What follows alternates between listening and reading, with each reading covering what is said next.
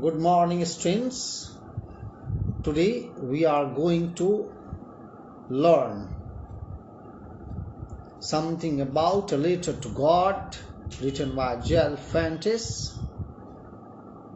In this second video, I welcome all of you and I hope that you will learn something more. How the faith that Lincho invested in God is really fruitful. He says, in the hearts of all who lived in that solitary house in the middle of the valley, means God lives in the hearts of all. He is the single hope to all the creatures that live on the earth. How marvelously the author has tried to convey this wonderful idea that you need to know. Here, there are some words that I would like to tell you about that one. The word meanings are there. Crest. Crest means top. It is the crest of the valley. Ripe. It is about the crops that will ripe. Mature. Downpour. You might have seen in the first video what is a downpour. Heavy rainfall. Intimately, closely. Draped, covered or dressed up. Solitary, quite alone. Amiable, friendly and pleasant. Fist, closed palm. That it likes to tell you. Here I will tell you what does happen. You listen to me patiently. Lencho was an ox of a man. Really, he was so hard-working that he had thought of the bitter days.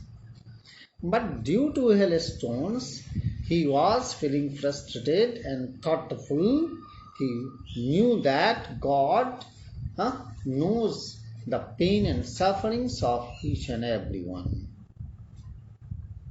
He can see everything he had read in the scriptures, holy books. How these holy books could be false.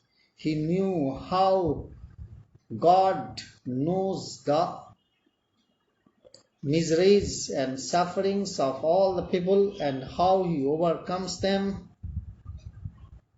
So he wanted to write a letter. He wrote a letter. He went to the post office the following Sunday in the morning and he wrote a letter. What did he write a letter? What did he write in a letter? That you will know. It was a wonderful letter. He wanted to tell something. What was that? He showed that he was feeling very sad. His family would become hungry if he would not help him. So after much calculation, he wrote that he needed 100 pesos. Why? Because he needed some money to sow seeds in the fields as well as to feed his family for the rest of the year, as he did not have so much money. So after the year ends and he would get the next crop, harvested crop, he would be able to just get such a comfortable condition in which his family, his children and everyone could live in a very nice way. He went to the post office in the town where he dropped the letter. And this letter was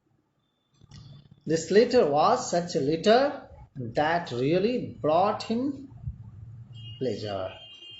How was this pleasure achieved by him, that you will know.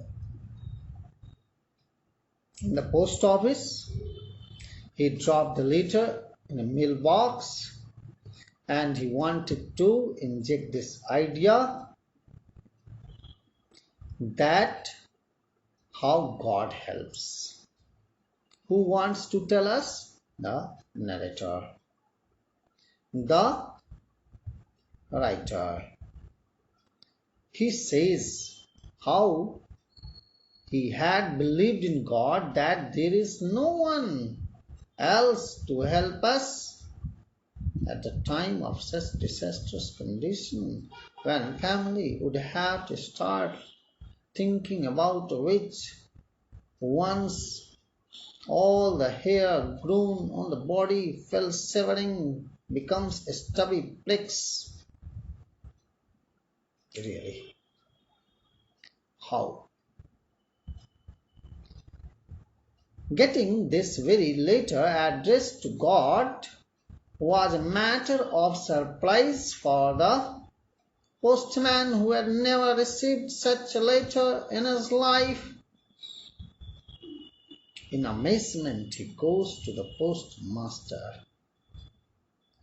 He tells all about it. Firstly, this very postmaster also laughs. He also feels very interesting. But reading the content of the letter, he became serious. He expressed that what a wonderful faith this man has got, that who had started conversation with God. Means the postmaster was completely bewildered at the innocence of this very man, who had expected certain help from Almighty, omnipresent, omnipotent God, who can do whatever he likes. He has thousands of hands and thousands of eyes. He is so powerful that he never allows anyone to die of hunger, that he never allows anyone to suffer from long pain and sorrow from the disaster. But he found that only the goodwill, good ideas, sympathy is not enough to provide him comfort. So he asked his friends, colleagues, the staff, whether they would contribute something to help this very man who has got such wonderful idea. Everyone readily agreed, and this agreement was suggested not empty-handed but with some money. And finally he was able to provide an act of charity. For this he had to part his salary. This really was an act of charity.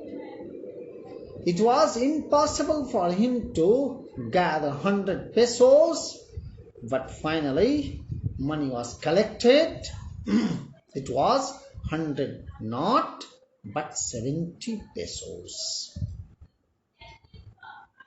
And this amount was really enough for this very farmer to live life, so that his faith could not be shaken. I hope you might have understood.